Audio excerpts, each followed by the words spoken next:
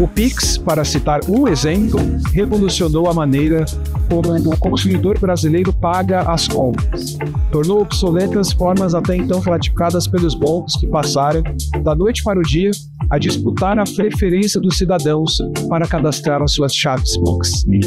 O Open Finance, ou Sistema Financeiro Aberto, que é o nosso próximo tema, é a possibilidade de clientes permitirem compartilhamento de suas informações entre diferentes instituições autorizadas pelo Banco Central e a movimentação de suas contas bancárias a partir de diferentes plataformas e não apenas pelo aplicativo ou site do banco de origem.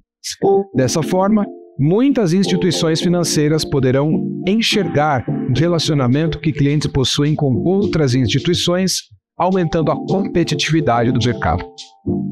Trata-se de uma ampliação do conceito do Open Banking, pois, além dos serviços financeiros tradicionais, inclui também investimentos e, futuramente, serviços referentes a câmbio, credenciamento, seguros e previdência. Para discutir as implicações e potencialidades do Open Finance, temos conosco convidados de muito conhecimento e peso decisório. Convido então ao palco Martilson Queiroz, consultor do Departamento de Regulação do Sistema Financeiro do Banco Central do Brasil. Obrigado. Paulo Oliveira, chefe de gabinete do Conselho Administrativo de Defesa Econômica, o CAD. Eduardo Lopes, presidente da Zeta e Head Global de Políticas Públicas do Nubank. E Silvia Fagá, diretora vice-presidente do Instituto Brasileiro de Estudos de Concorrência, Consumo e Comércio Internacional, o IBRAC, que será a nossa moderadora desse último painel.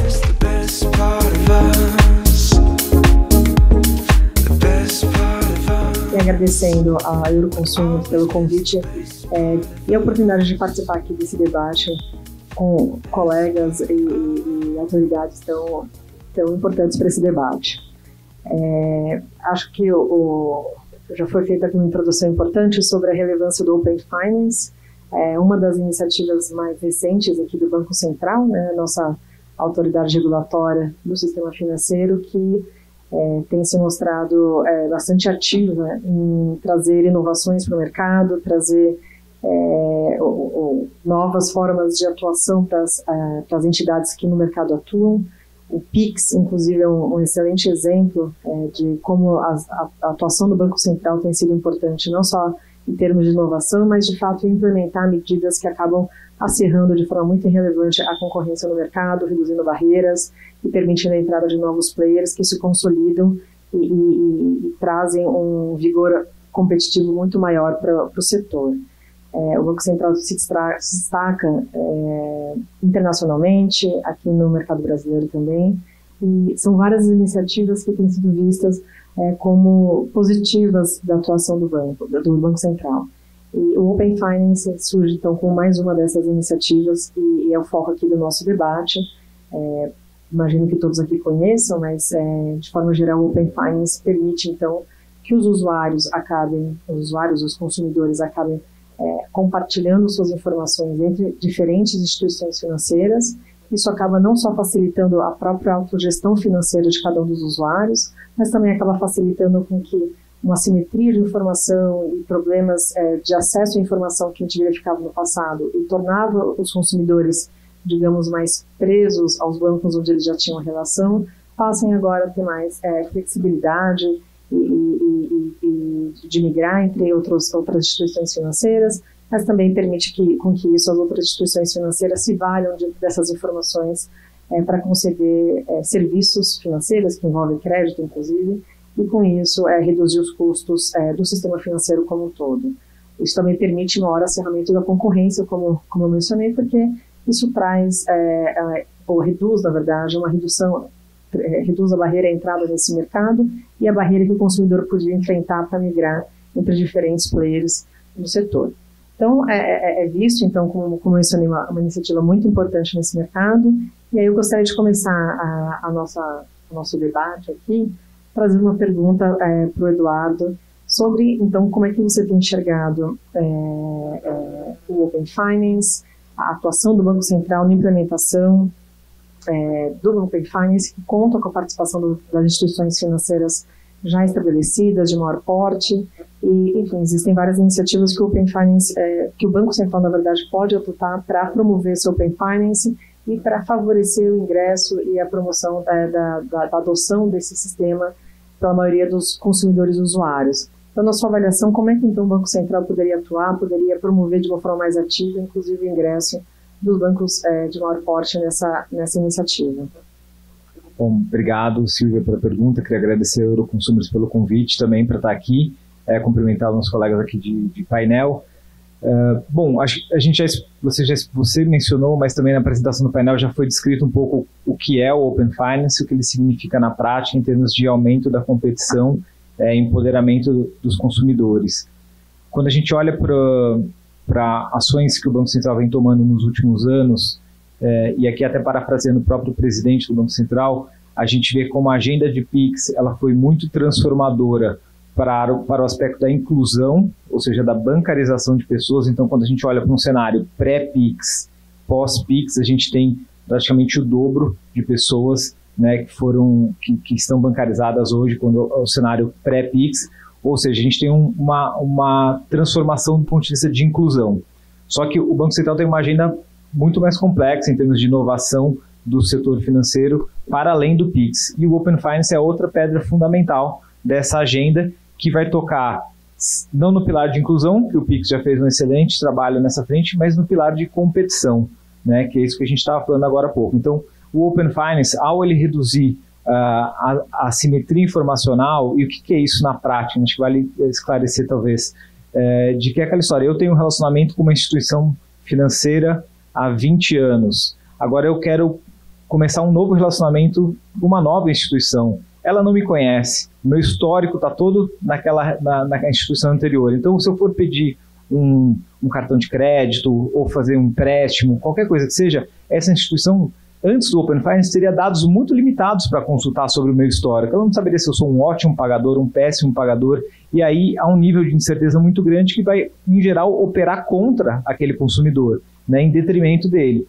Com esse compartilhamento de informações dentro do Open Finance, qualquer instituição que, né, regulada pelo Banco Central, que participe do sistema, vai poder, né, desde que as pessoas compartilhem, deem o seu consentimento para esse compartilhamento de dados, elas vão ter acesso a esse histórico todo. E isso tende a ampliar muito a capacidade de competir, de que qualquer instituição, a despeito de ter aquele vínculo antigo com um determinado consumidor, possa fazer ofertas mais assertivas, mais competitivas. E a ideia é que aquela relação antiga, onde havia um certo monopólio de relacionamento, né, e talvez os preços não fossem os ideais ou os ótimos para aquele consumidor, possam ser impactados no sentido positivo por isso. Então, acho que a gente vê que essa combinação de inclusão com a competição, com dois pilares fundamentais, e aí, respondendo mais diretamente a sua pergunta, eu acho que o Banco Central já fez escolhas aqui no Brasil ao desenhar o modelo de Open Finance que a gente tem perseguido e implementado, que foram muito acertadas. Em primeiro lugar, até exemplo do que foi dito no painel anterior, foi feito um trabalho muito bem feito de se olhar para as experiências internacionais em outros mercados e tentar construir em cima delas, ou seja, aproveitando os aprendizados delas. Então, por exemplo, o modelo do Reino Unido foi muito inspirador para o caso brasileiro, mas a gente conseguiu, o Banco Central conseguiu evoluir nesse modelo. Então, por exemplo, o Open Finance brasileiro tem algumas características que tornam ele muito mais poderoso. Ele é obrigatório, né? Então, como você perguntou sobre a participação de grandes instituições. Então, para as grandes instituições, elas são obrigatoriamente, elas são obrigadas a participar, elas têm que aderir. Outro aspecto muito importante que foi decidido, a gratuidade das pessoas. Então, elas conseguem compartilhar e consultar de forma gratuita, isso não é cobrado. Um outro aspecto muito importante é o escopo que foi dado para o Open Finance. Então, como foi dito aqui na abertura, ele começou com algum compartilhamento de dados cadastrais, mas ao longo das fases ele tem evoluído para um escopo muito mais amplo e as perspectivas são ainda melhores, ou seja, vários serviços vão estar dentro do escopo, já estão e estarão dentro do escopo do Open Finance, que é algo muito animador também.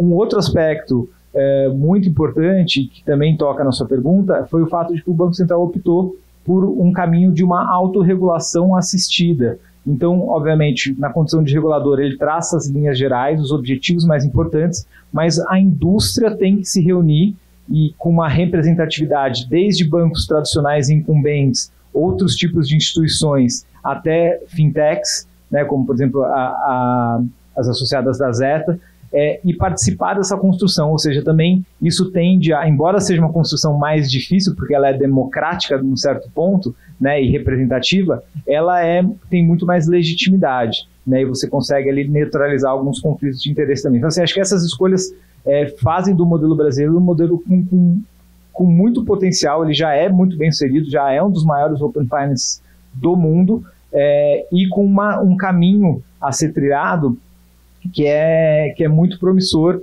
e eu acho que o Banco Central tem feito um ótimo trabalho em fazer com que essa agenda siga sempre evoluindo, né? A gente sabe que não é fácil mudar o status quo, né? E essa é uma agenda de mudança do status quo. Então, eu acho que a gente tem evoluído bastante e, obviamente, assim, acho que ao longo da conversa aqui eu posso falar um pouco mais especificamente sobre o que a gente vê de próximos passos para seguir evoluindo nesse caminho. Não, perfeito. Acho que um bom jeito de ilustrar e lembrar para os que viveram essa época a importância dessa informação e da simetria de informação, que na verdade quem não é a instituição financeira no qual a gente é o cliente não tem acesso sobre a nossa reputação e a nossa capacidade de honrar nossos compromissos. Tanto é que há 10, 20 anos, quando se dava cheque, o cheque vinha quanto tempo você era filiado àquela instituição financeira, que era uma forma de você justamente sinalizar que você poderia ser um bom pagador e sinalizar essa credibilidade. Open Finance, na verdade, é uma forma muito mais moderna de fazer isso entre as instituições financeiras e garantir que, por conta disso, então, você tem acesso ao crédito e acesso a concorrentes sem abrir mão dessa reputação que foi criada antes em uma instituição financeira na qual você tem uma relação mais longa, né?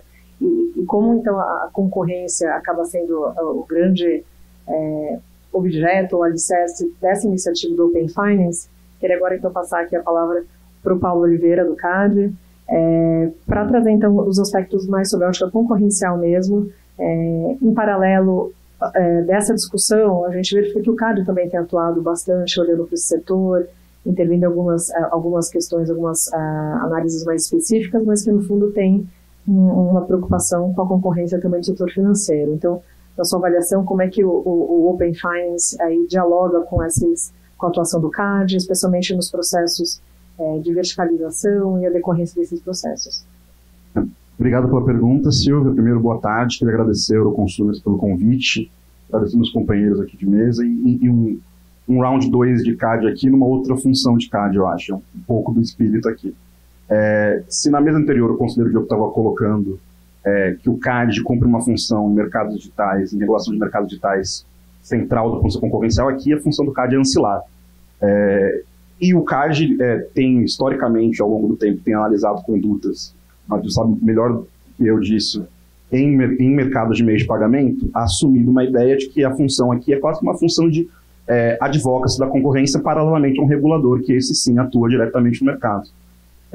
Eu acho que, pegando a pergunta e discutindo um pouco do que o Eduardo colocou até, um objetivo concorrencial da ferramenta de transparência e interoperabilidade de dados, centralmente o que a gente está lidando aqui, e é até curioso, de novo, com um paralelo com o painel anterior, é um mercado um conjunto de mercados até que é diferente, mas que em muitos aspectos se parece com alguns problemas que a gente vai identificar em mercados digitais.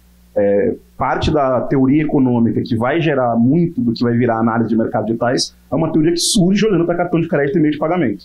E dali ela se desenvolve uma teoria de mercado de múltiplos lados que vai acabar sendo muito do que a gente vai aplicar para olhar a teoria do dano para mercados, quaisquer tipos de mercados digitais.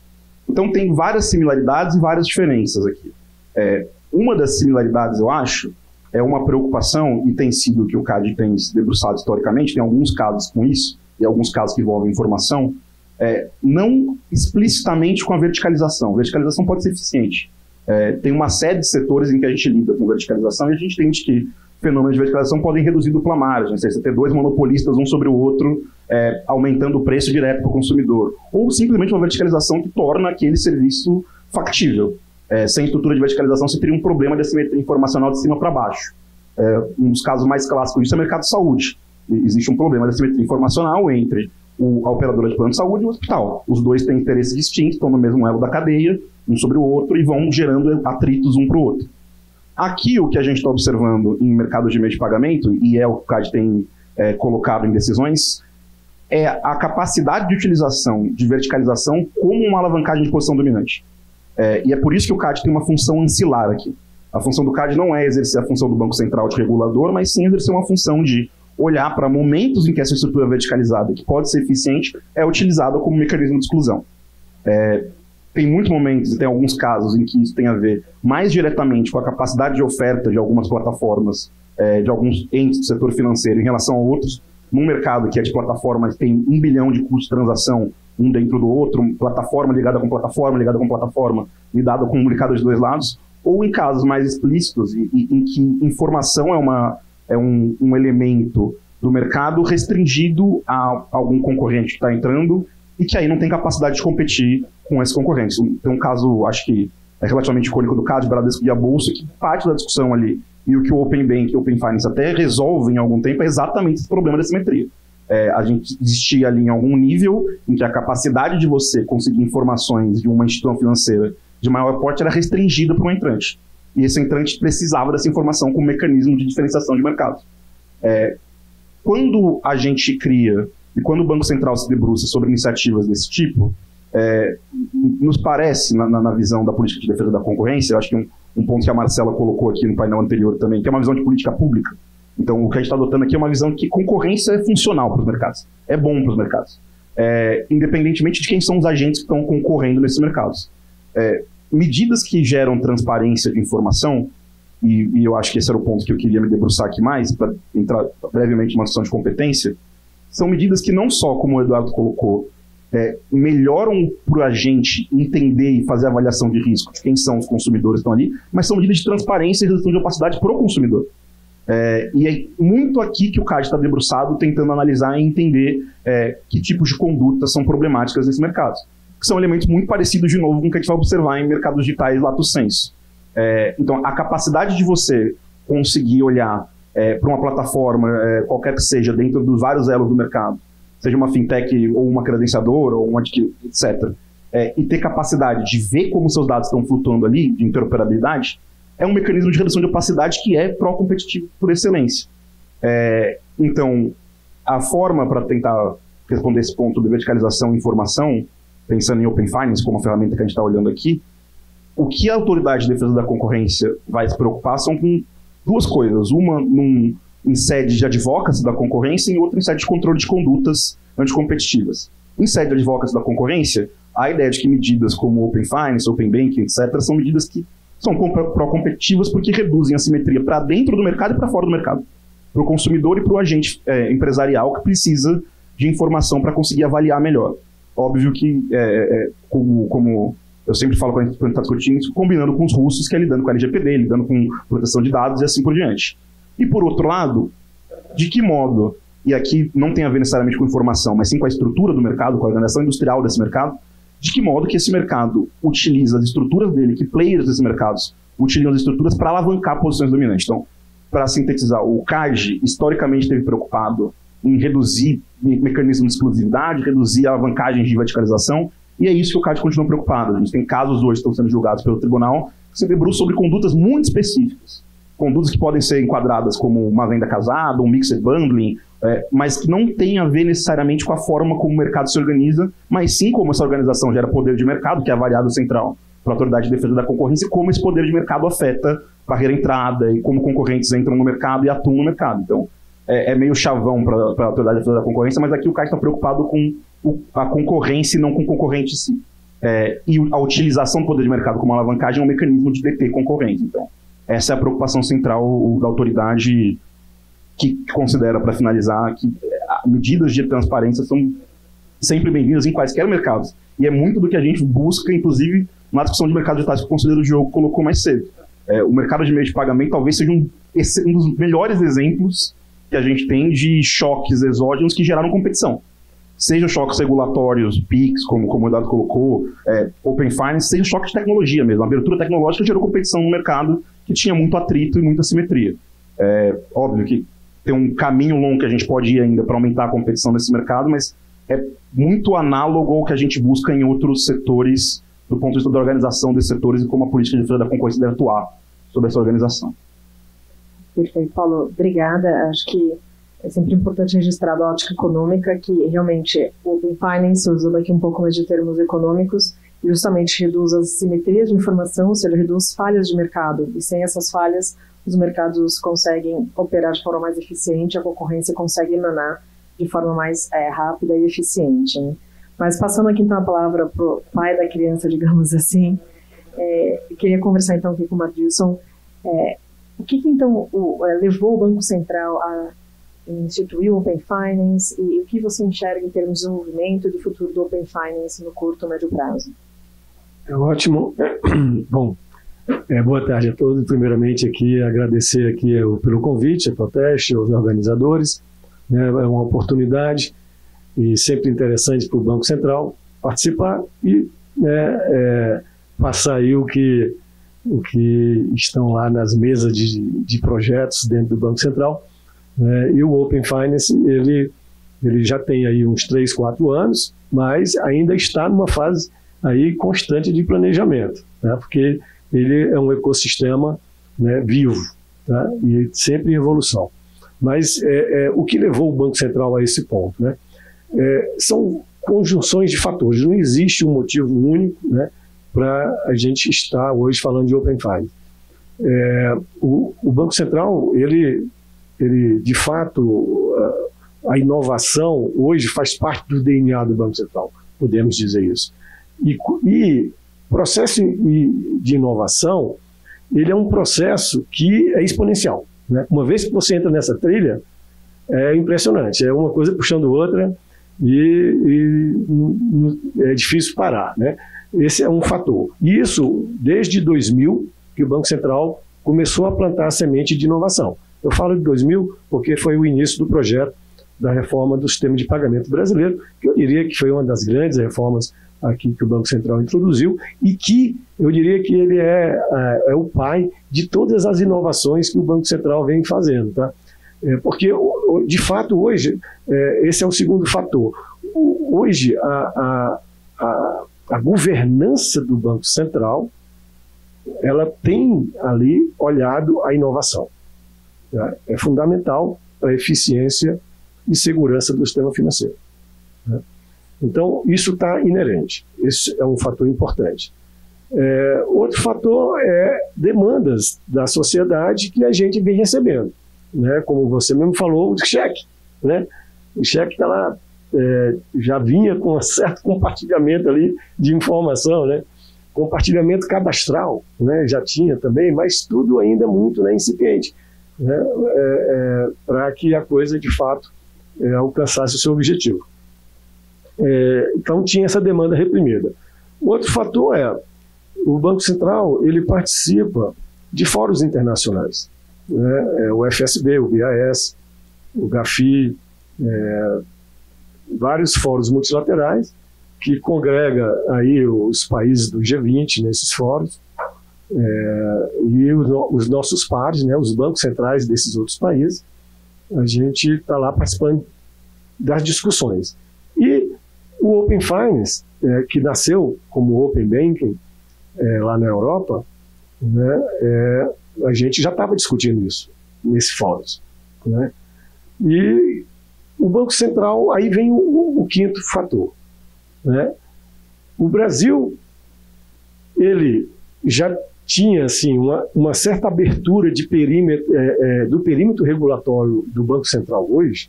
Eu diria que ele é bem amplo, talvez um dos maiores aí que a gente conhece. Nós temos aí, né, com a Lei 2865, as instituições de pagamento, os arranjos de pagamento. Temos as fintechs de créditos, né, que são instituições aí, consideradas financeiras, né, dentro do perímetro regulatório do Banco Central. A norma específica de segurança cibernética, a lei LGPD, o fato do o Banco Central ser muito demandado, não só pela sociedade, mas pelo Congresso, na questão concorrencial, né? Sempre é tônica, né, que a sociedade e o Congresso do país demanda do regulador do sistema financeiro, não só do Brasil, mas de todo mundo, né, a questão concorrencial. Então, isso fez com que o Banco Central, de fato, ao escutar isso lá fora, o Open Bank, entendeu o oportuno no momento de implantar no Brasil, né? Então, são vários fatores que levaram a isso. E, obviamente, né, a tecnologia que está por trás, que viabiliza, né, a criação desse ecossistema, que eu vou chamar aqui de uma plataforma digital financeira distribuída, porque você não tem um elo central, né, diferentemente das plataformas digitais que temos aí. Nós temos, o Open Finance, ele pretende ser, sim, uma plataforma digital financeira distribuída por construção, né, e a tecnologia por trás viabiliza isso, né. O caminho, né, para onde vai esse ecossistema é difícil até para nós do Banco Central dizer, porque, como já foi dito aqui, essa é uma construção a duas mãos, regulador e mercado, né? E às vezes não é só o mercado regulado, autorizado, a gente escuta também e participa dessa discussão entes, né, que não necessariamente está dentro do perímetro regulatório, mas está na borda, né, e tem boas influências em relação a isso. Então é difícil dizer, tá, onde vai parar, mas o objetivo inicial do Open Finance, dessa plataforma digital financeira distribuída, ela tem dois grandes escopos, né? Um é dados, né? E quando eu falo de dados, no limite, toda a vida financeira de um cliente bancário, de um cliente do sistema financeiro, tá? Desde os seus dados pessoais, as suas transações, quer seja transação passiva ou ativa, né? Desde que seja uma dívida, de umas transações de pagamento, até investimentos, né, que você tem em operações diversas, não tradicionais, como a operação de câmbio, por exemplo, e seguros, né, e previdência. Então, assim, no limite, é toda a vida financeira do cliente. Quando eu falo cliente, não é só pessoa natural, é pessoa jurídica também. Aí esse é o primeiro escopo, né? Daqui a pouco eu vou falar do segundo escopo. Tem um ponto fundamental aí, né? Que às vezes, poxa, por que eu vou... como assim? Né? Minha vida financeira vai estar exposta? Aí é onde entra um ponto fundamental dessa plataforma digital financeira distribuída. Que isso está no controle de você. É você que decide o que quer, para quem e por quê, né? Isso é importante, né? E a qualquer momento você pode derrubar isso. Você pode desistir disso, tá? Então é fundamental aqui que a gente deslocou o poder sobre os dados. O poder não está mais na mão das instituições. O poder está na mão do cidadão, né? E, obviamente, isso é um processo evolutivo, até para o cidadão reconhecer isso, decidir usar, saber usar, né? E esse é o trabalho que está sendo feito ainda ao longo desse processo, né? E o segundo escopo, né, que é um escopo que a gente chama de compartilhamento de serviço, que é você, no limite, poder movimentar o que você tem no sistema financeiro, de forma simples, né, e sob o seu controle. Movimentar o seu saldo da sua conta, na hora e no momento, e de onde você bem entender. Você movimentar o seu investimento, né, para onde você decidir, uma vez que lhe ofertaram algo melhor, né? movimentar o seu empréstimo, porque alguém ofereceu um empréstimo melhor, né? Movimentar a sua conta salário, né? Porque alguém vai lhe propor um serviço mais adequado, né? E isso na ponta do seu dedo, sob o seu controle, né? Então, esse segundo escopo é um escopo, eu diria aí, até mais disruptivo do que o simples compartilhamento de dados. Mas um acaba influenciando no outro, né? Porque uma vez que você compartilha dados, vem a questão dos serviços e produtos. E eu quero ter essa flexibilidade de poder mexer com isso. Então, um complementa o outro, tá? Eu acho que isso é um ponto importante para fazer dar força ao ecossistema. Perfeito. Muito obrigada. E pegando o gancho de que o Open Finance será uma construção entre regulador e mercado, fazendo então aqui a perspectiva do mercado, de quais então os elementos e iniciativas você imagina que poderiam ser tomadas justamente para tornar o Open Finance mais atrativo, mais atraente para os consumidores, inclusive? Bom, como o Mardilson bem colocou, o Open Finance ele é uma construção, né, que já tem alguns anos, mas ela vai ser constante e também, usando as palavras do Paulo, traz um choque concorrencial, traz uma série de obrigações que têm que ser implementadas e que envolvem o desenvolvimento dessa plataforma descentralizada que o Mardilson falou. Então tem que tudo se comunicar na mesma língua. Todas as instituições financeiras têm que interoperar nessa comunicação, nessa troca de dados, né? Então isso não é necessariamente simples, isso não é simples de se implementar. Por isso que é uma agenda evolutiva e gradual de implementação. Agora, olhando para o estágio onde nós já estamos, e o Banco Central vem perseguindo isso junto com algumas entidades, entre as quais a Zeta, o que a gente vê como pontos, como oportunidades aqui? Eu acho que a primeira é a gente assegurar o tempo todo, tá perseguindo isso, que a jornada para os consumidores seja a mais fluida possível. Por quê? Não adianta nada a gente ter ótimas ideias, ter ótimos desenhos, se na prática, na hora que o consumidor for compartilhar o consentimento dele, for fazer uma consulta, for fazer uma determinada operação que vai envolver duas entidades, né, lembra que é sempre, né, duas instituições financeiras diferentes, se a jornada dele for ruim, complicada, burocrática, ele vai pular fora. E aí, tudo que a gente desenvolveu vai para o ralo abaixo. E essa pode ser muito bem uma forma de inviabilizar essa agenda. Por isso a nossa preocupação ativa como agentes interessados no sucesso do Open Finance, que a jornada do cliente seja efetivamente fluida, simples e informada, obviamente, né? De assegurar que ele saiba exatamente o que ele está fazendo e o consentimento que ele está dando, mas que a gente não coloque fricções desnecessárias.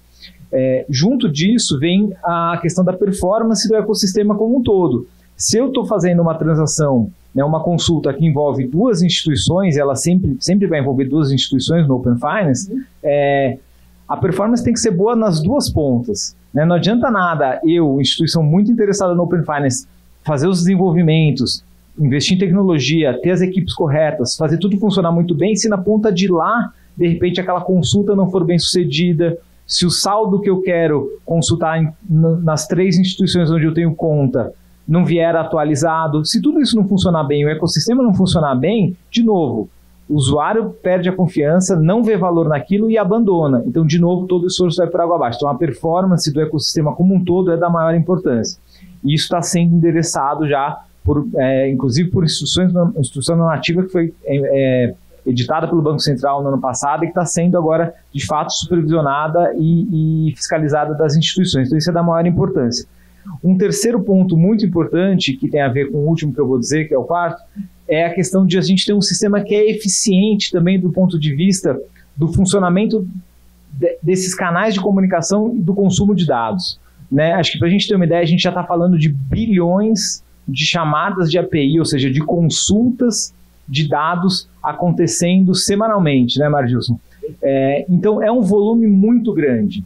Muito grande por quê? Porque a gente já tem dezenas de milhões de pessoas que aderiram ao Open Finance. Então, ou seja, é um problema que vem do próprio sucesso. Então, o que a gente tem que perseguir? Que esse sistema seja eficiente do ponto de vista de consumo de dados, né? Para que a gente consiga entregar a informação mais atualizada, mas sem onerar excessivamente as próprias instituições, senão chega num limite em que elas não vão dar conta disso mais. Então a gente tem que buscar formas de que esse sistema seja muito eficiente do ponto de vista do consumo e da troca de dados, né? Esse acho que é um outro item da agenda que a gente tem perseguido. E por fim, mas talvez um dos mais importantes, é a gente ter casos de uso, cada vez mais casos de uso, aplicações concretas para as pessoas do Open Finance. Pix, a gente faz todos os dias, o tempo todo, porque o Pix é um produto, né? O Open Finance, ele é esse sistema que está por trás ali, que a gente não sabe necessariamente que hoje você utilizou um recurso que está vinculado ao Open Finance. Então a gente tem que gerar casos de uso e mostrar para as pessoas que esse caso de uso advém justamente da existência do Open Finance, para que a gente aumente ainda mais a adesão, elas vejam valor e o sistema prospere, assim por diante. Eu acho que aqui um exemplo de caso de uso que a gente na Zeta defende bastante é a portabilidade do salário, né? Hoje ela já existe, então você consegue mover o seu salário de uma instituição para outra, né? A instituição folha é aquela que o seu empregador firmou um convênio ou escolheu para ser onde ele vai depositar o salário de todos os empregados daquela determinada empresa, mas a portabilidade de salário, o que é? Aquele trabalhador, aquele funcionário poder, olha, tudo bem, você vai me pagar nessa instituição, mas eu quero ter o meu vínculo principal numa outra, então eu vou portar meu salário para lá. Automaticamente meu salário vai cair nessa outra instituição. Isso já existe na prática, mas ainda é um processo que ele é burocrático, ele é ineficiente, muitas pessoas desistem, a maior parte dos pedidos acabam ainda sendo negados porque precisa colocar informações, enfim, uma série de dificuldades.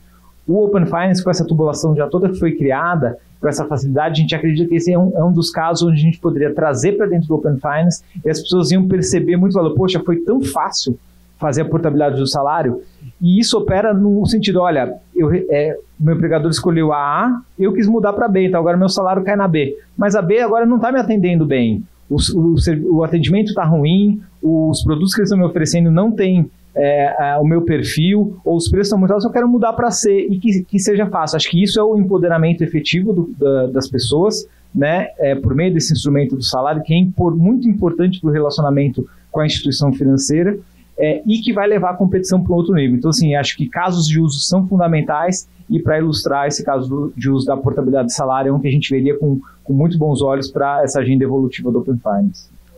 Perfeito.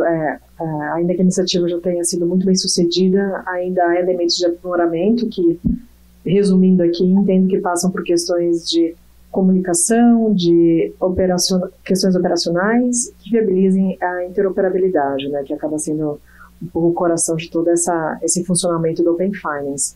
Mas discutindo aqui elementos que podem gerar fricção, eu queria trazer até um ponto aqui para o Paulo discutir, que eu acho que até, eu acredito que eu até sei a resposta, mas de toda forma acho que vale a pena esclarecer um ponto do ponto de vista concorrencial, se isso poderia virar uma fricção na implementação do Open Finance. Aqui pensando como hipótese, mas se por acaso o uso das informações por parte especialmente das instituições que hoje não tem tantos consumidores, que passariam então a ser demandadas por esses consumidores, muitas vezes podem estar nas fintechs, elas poderiam ser acusadas ou ser levado a algum tipo de ser alvo de investigação por uma alavancagem ao uso dessas informações, especialmente das instituições que hoje já têm muitos consumidores e que estariam perdendo esses consumidores. Eu acho que eu sei a resposta, mas acho que vale esclarecer esse ponto aqui para todos. A resposta é não. Mas eu acho, basicamente, pegando o ponto da pergunta e depois explorando duas coisas que o professor e o Eduardo colocaram, que eu achei muito interessante. A variável central para a política de defesa da concorrência é o poder de mercado. Essa é sempre a variável central. Qualquer análise parte de tentar identificar o poder de mercado. A gente pode não conseguir identificar o poder de mercado e aí ter problemas na análise caso a caso. Me parece difícil e complexo que seja possível avaliar que uma conduta de alavancagem desse tipo seja problemática por parte de entes que a gente não identifica que tem poder de mercado. Talvez um dia nós sejamos reféns do sucesso do sistema. E talvez esses entes passem a ter poder de mercado e a gente consegue identificar um nexo causal concorrencial. O que me parece mais provável talvez não seja a palavra, mas o que parece mais factível é o contrário. E entrando um pouco no ponto que você colocou e que o Eduardo colocou e chegou a citar de fricções. Naturalmente, e a gente observa isso nos casos que o CAD analisou mesmo nesse mercado, a introdução de uma fricção tem o efeito de escala que o mercado tem. Muitas das condutas que o CAD vai analisar não são necessariamente coisas extremamente preto no branco, acordo de exclusividade extremamente preto no branco, mas são introduções de mini fricções que num mercado que tem efeito de rede, tem uma economia de escala muito alta, podem gerar um efeito de fricção muito grande e gerar um path dependence que a gente não consegue retornar. O que eu acho que é possível é imaginar numa relação inversa que entes com poder de mercado, e aí, de novo, qualquer análise que o CAD faça é uma análise restrita ao universo de um caso específico. Então, eu estou aqui completamente hipotetizando, mas que entes com poder de mercado dificultem com a introdução de qualquer tipo de fricção, um dark pattern, seja mais difícil acessar e gerar essa curva de aprendizado para o consumidor. Dificultem a criação de capacidade de inovação por parte de agentes que são mais inovadores e dinâmicos, mas que não têm acesso a um conjunto de informações que está restrita no universo de players meio legacy, que já existem no mercado há algum tempo. Isso é possível dentro do universo de um caso específico, mas, de novo, a variável aqui mais importante é o poder de mercado dessa plataforma. No caso aqui, seja ela em qualquer ela que ela esteja. E aí, eu queria entrar num último ponto para concluir, que é um ponto que o Madison colocou, que eu acho que é uma ideia central e meio revolucionária aqui, que é sobre a propriedade do dado. E para vários dos mercados que a gente vai olhar, e esse mercado aqui é um exemplo, e talvez um exemplo até antigo desse processo, mas se a gente identifica que o fenômeno de digitalização existe no mercado de meio de pagamento, obviamente, mas existe em quase todos os mercados, esse problema é um problema mais amplo aqui, é um problema concorrencial que é bastante transversal. E uma solução que dá a propriedade do dado para o usuário na visão da política de defesa da concorrência, na minha visão pessoal, talvez um dos elementos mais revolucionários que a gente tenha do ponto de vista de controle e criação de concorrência nesses mercados. Dá a opção e a chance do usuário ter acesso aos dados que ele gera. E tem muitas discussões que a gente pode entrar aqui, a NPD tem muitos debates aqui sobre, desde o encarregado até um regime de propriedade mais amplo, em relação a como o dado é entendido pelo usuário, como ele é auferido pelo usuário. Mas a capacidade que o usuário pode ter e aí talvez seja um elemento aqui diferente, dele alavancar a posição dele contra as plataformas que têm poder de mercado. Com o dado que ele tem acesso, isso não é trivial. Não é simples de fazer, como você colocou muito bem, complexo e exige sistema e tecnologia que a gente está desenvolvendo, mas também é um tipo de solução que, em vários sentidos, vai no sentido de resolver o problema de fricção que o Eduardo apontou. Naturalmente, e eu concordo com o que ele disse, tem elementos aqui de tornar as duas pontas do mercado menos friccionais, reduzir o switching costs aqui em termos de economias. Mas é possível fazer isso, eu acho, que tanto com o poder regulatório que o Banco Central tem, tanto com o poder que o CAD tem de investigar condutas, se isso for identificado enquanto uma conduta anticompetitiva, tanto, de novo, com o que eu coloquei no começo, que é uma curva de aprendizado que o próprio usuário vai ter em ter essa ideia de uma coisa que, de novo, não é trivial, que é ter a posse e o poder sobre o dado que ele gera. Não é trivial isso, você aprender a lidar com isso, mesmo no mundo em que a ideia de ter dados não tem mais de 15, 20 anos do ponto de vista massivo que a gente tem hoje.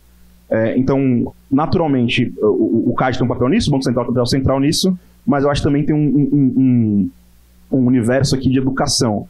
E, me repetindo aqui em algum nível, para qualquer análise que a Autoridade de Defesa da Concorrência faça, a variável central é poder de mercado. Então, o que o CAD vai buscar é identificar quem é o monopolista do mercado ou quem utiliza poder de monopólio para excluir competidores desse mercado e reduzir concorrência e aumentar barreiras de entrada. Então, qualquer tipo de análise do ponto de vista concorrencial, parte disso termina nisso. E é onde a função do CAD existe nesse tipo de mercado. Perfeito, eu acho um esclarecimento e também nesse campo da fricção e da interoperabilidade, passando aqui a palavra para o Mardilson. Aqui a implementação do Open Finance, ele foi um modelo mais participativo do que o PIX, no sentido de empoderar as instituições financeiras para trazerem as soluções tecnológicas, operacionais para a implementação do Open Finance. Como é que você tem visto esse processo e como realmente garantir essa interoperabilidade, garantir que vai tudo fluir, como o Eduardo trouxe, que seria muito importante para garantir que o uso frequente realmente seja reconhecido como algo benéfico? De fato, ele foi e tem sido um desafio. né? Um desafio para o regulador, para o supervisor, para o mercado e para os clientes, né? Desafio para o regulador de saber até onde vai a caneta, né? Porque nós estamos falando aqui de inovação. Ninguém faz inovação estabelecendo em lei, em norma, né? Tem que ser assim, né? Então, a gente tinha que dosar o poder da caneta, né? O desafio para o supervisor é: como é que eu vou supervisionar uma rede digital financeira distribuída, N por N, né? Onde vai fluir todo tipo de dados, né, e de serviços, né? É um desafio. O Banco Central está aprendendo a fazer isso, tá? Para o mercado, é um desafio porque a tecnologia é nova. Os padrões estabelecidos aí em fóruns internacionais, padrões de fontes abertas, né, interfaces eletrônicas, né, padronizáveis, né, isso exigiu e exige uma curva de aprendizado do mercado. Por mais que o padrão diga que é um padrão, a gente aprendeu que o padrão não é tão padrão assim, né?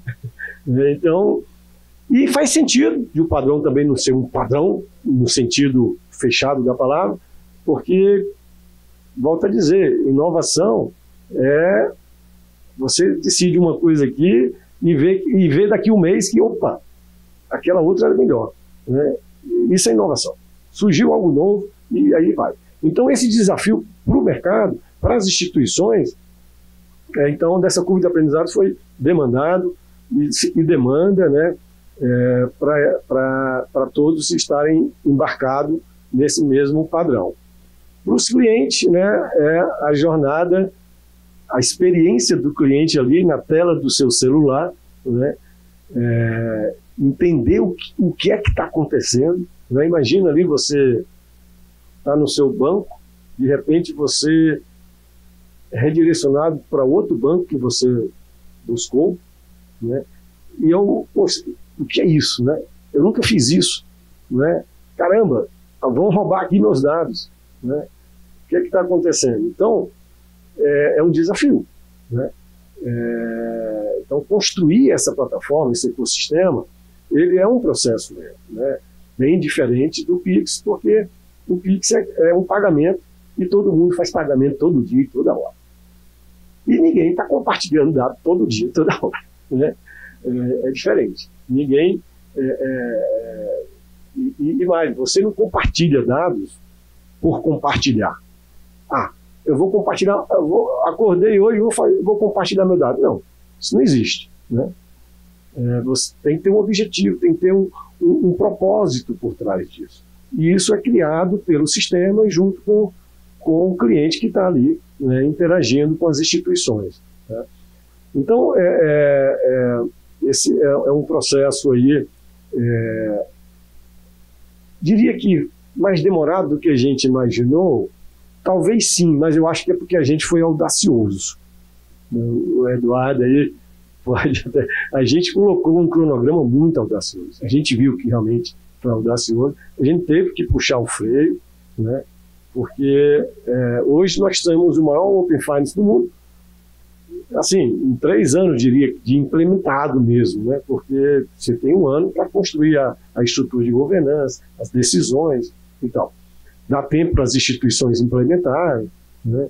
E hoje nós já estamos aí com mais de 2 bilhões de compartilhamento de dados por semana, né? Com 38 milhões de clientes compartilhando, o número não tem um exato, né? Mas isso causou um problema.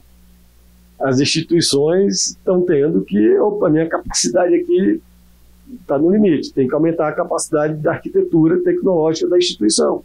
Então, até isso, a norma teve que entrar, né, e dosar essa evolução, né? Porque, de fato, é um processo bem inovador e disruptivo, né? Entendo que esse é um dos fatores aí que levam à construção do Open Finance realmente ser feito a 4 mãos, no sentido de que mercado e regulador tem que andar juntos e alinhando os desajustes que podem acontecer, certo? Já avançamos bastante aqui no nosso tempo, teremos mais perguntas para debater, mas eu gostaria então de abrir aqui só para últimos comentários, 1 minutinho aqui de considerações finais para cada um. Se puder realmente se limitar a 1 minutinho, eu agradeço pelo tempo aqui. Bom, obrigado, Silvia. Bom, meu último comentário seria na linha do que o Mardilson falou do propósito, realmente a gente em busca do propósito para os consumidores saberem por que eles estão aderindo e fazendo. Eu citei que um dos propósitos para a gente é trazer a portabilidade de salário para as pessoas verem nesse propósito um atrativo, e um outro que já está na agenda regulatória, a gente está trabalhando nisso, é a portabilidade de crédito. Para as pessoas entenderem que, por meio do Open Finance, ela vai poder portar o crédito dela para outras instituições que vão oferecer taxas de juros melhores, atendimentos melhores, de uma maneira fácil, e que ela possa comparar e portar facilmente. Para a gente é um outro grande incentivo que vai na linha do propósito. A gente está muito empenhado para essa agenda ande bem e ande rápido.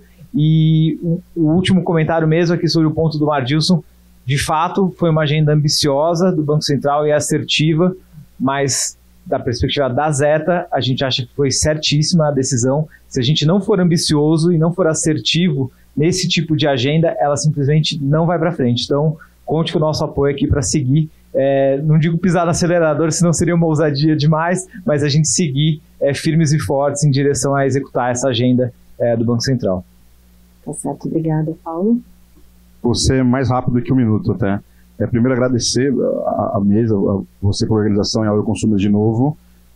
Corroborando o Eduardo, eu acho que a gente tem que ter mais ousadia em agendas.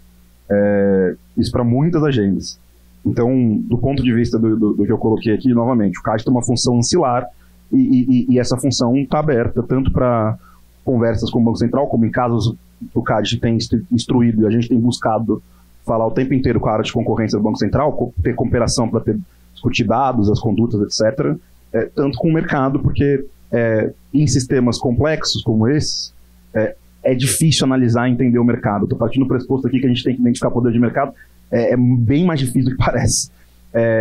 E um último ponto é colocar isso. E qualquer iniciativa que vá no sentido de reduzir a simetria de informação e reduzir custo de transação para o consumidor é uma iniciativa pró-concorrencial. Então, qualquer forma de construção de agendas desse tipo é uma forma de construção que o CAD vai entender que faz parte de uma política concorrencial, uma política pública concorrencial ativa. Isso vale para esse elo do mercado, vale para o elo que está acima desse elo do mercado e vale para quaisquer mercados que tenham a ver tanto com o meio de pagamento quanto com o mercado de inovação. Existe uma discussão, acho que o Mardilson tocou isso, em economia, que é um trade-off entre inovação e regulação em muitos aspectos. É difícil achar o ponto de equilíbrio desse trade-off. Mas a política de defesa da concorrência muitas vezes vai ter que se enfrentar com isso, e é a função do CAD nesse mercado, e eu acho que a iniciativa que a gente está discutindo aqui vai muito no sentido de aumentar a capacidade de inovação e concorrência nesses segmentos. Então, obrigado de novo, eu acho que eu estourei 1 minuto no final. Bom, agradecendo aqui mais uma vez a oportunidade de estar participando dessa mesa, eu também vou ser bem rápido. O nosso objetivo é que daqui a uns 5 anos, acredito,